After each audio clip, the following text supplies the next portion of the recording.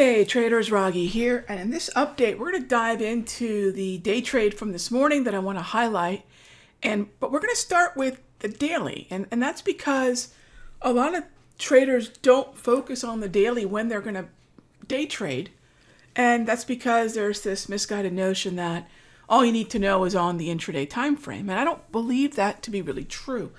If you want to be a directional bias based day trader, meaning you pick a side and you're not going to go long short in the same session, you really want to make sure you're trading with the path of least resistance. So that was the first thing that we determined this morning by where price action was in relation to a pair of volume weighted average price levels. Having broken those levels Friday, we were looking only, not just predominantly, but only to the long side.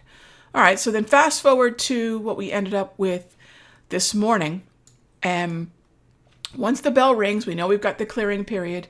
We breached the clearing right in here. Fantastic. There's your breach trigger. And then we pull back.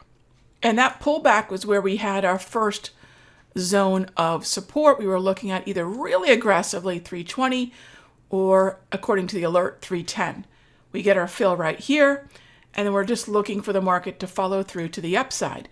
In this case, once again, and we've talked about time before, time is clearly a window that I'm looking at from 9:30 to 11:30 to do most of my day trading, but time can also be kind of an eject button where we know the closer and closer and closer we get to 11:30, right? That 11th, I won't call it only a time-based exit, but if I'm looking at an unrealized winner up in this area and I'm at or right around 11:30, 11:30, I'll really start thinking about scaling out. And as this market is testing the 34,400 major psychological level and we're getting close to that 11:30 market, it makes even more sense to consider this a place where we would scale out of the trade. We'd already done so once before, and looking for really a T2 or an opportunity to start trailing a stop, having hit this area was a perfect place to do it. So notice it's not just the price level, it's time as well. And it's not just looking at a day trade, but it's being bullish only, taking advantage of the pullback as well.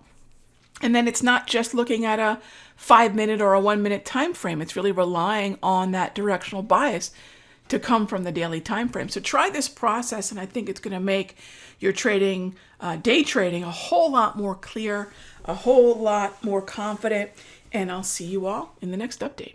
Without simpler trading, I could not have financial independence.